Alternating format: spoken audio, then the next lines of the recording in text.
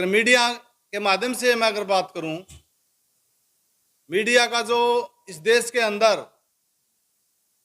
एक जो सिस्टम है, मीडिया की जो पॉलिसी है, ये भी एक प्राइवेट सेक्टर का हिस्सा है, जिसकी जीडीपी ग्रोथ 60% है। तो साथियों, आपके माध्यम से मैं ये कहना चाहता हूं, जो मीडिया है और विशेषकर सोशल मीडिया, इसका एक रिजर्वेशन होना चाहिए। लेकिन दुख की बात यह है कि इसके बारे में हमारे कुछ साथी हैं, वो नहीं जानते हैं। हमने आज ये जो प्रोग्राम रखा स्पेशल जो है इस बारे में कि सोशल मीडिया का जो रिजर्वेशन है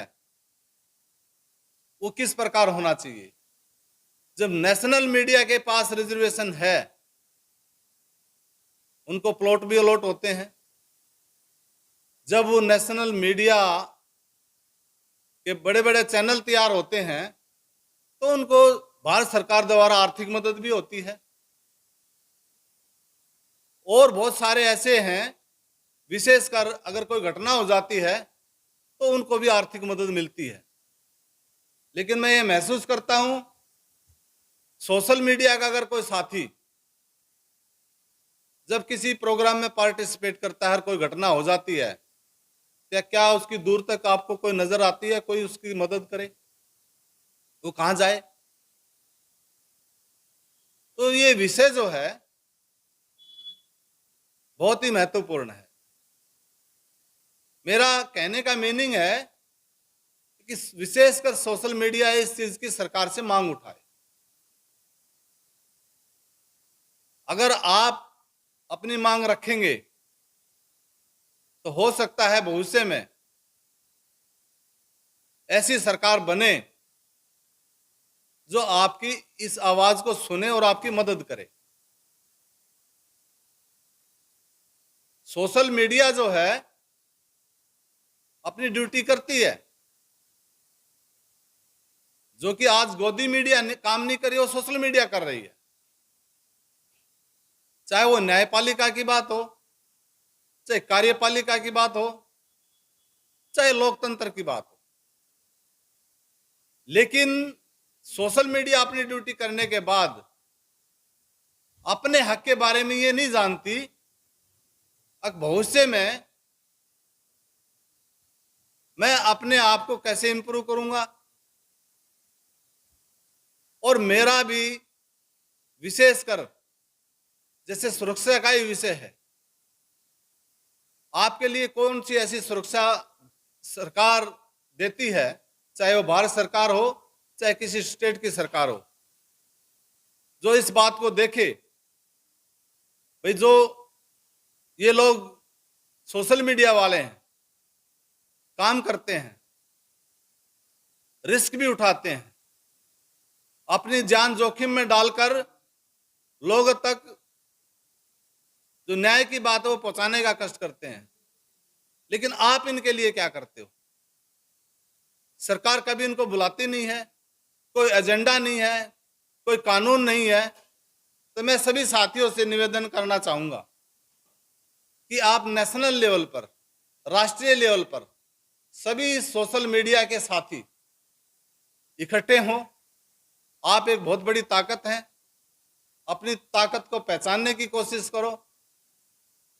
और विशेषकर दिल्ली में जो देश की राजधानी है, इसमें आप प्रदर्शन कर सकते हैं।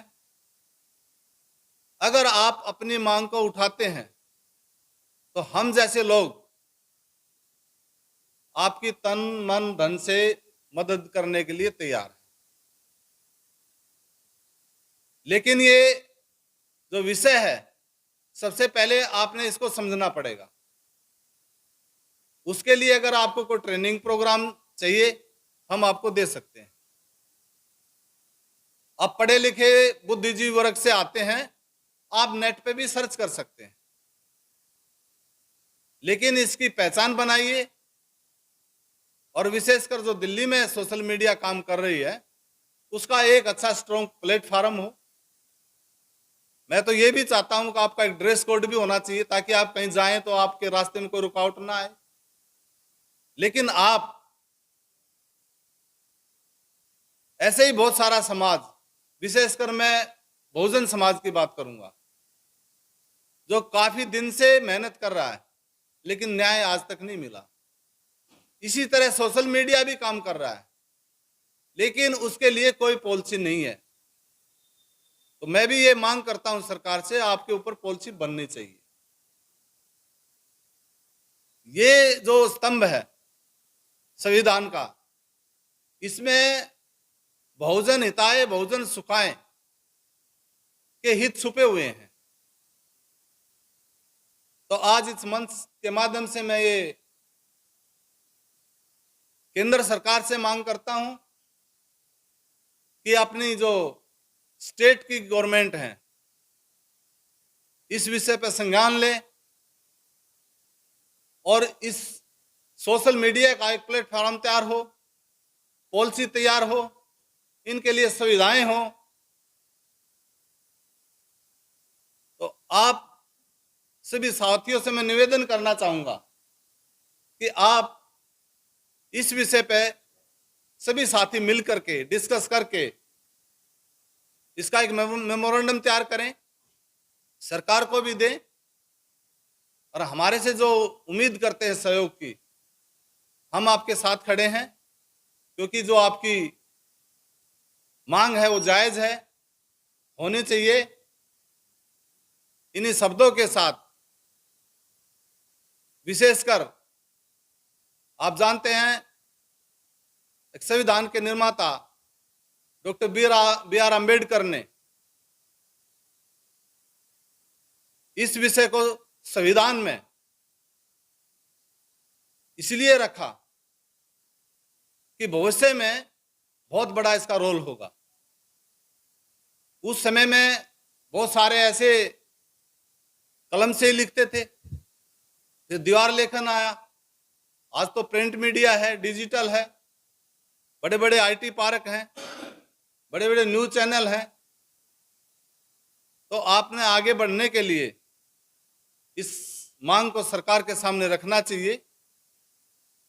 और डॉक्टर भीमराव यशवंतराव अंबेडकर जो है, विशेषकर पूरे देश में घूमते हैं, तो इस विषय पर कहते हैं भी सोशल मीडिया के जो हमारे भाई बंधु साथी हैं, इनका अगर कोई प्रोग्राम बनता है तो हम उसमें सहयोग करने को तैयार हैं।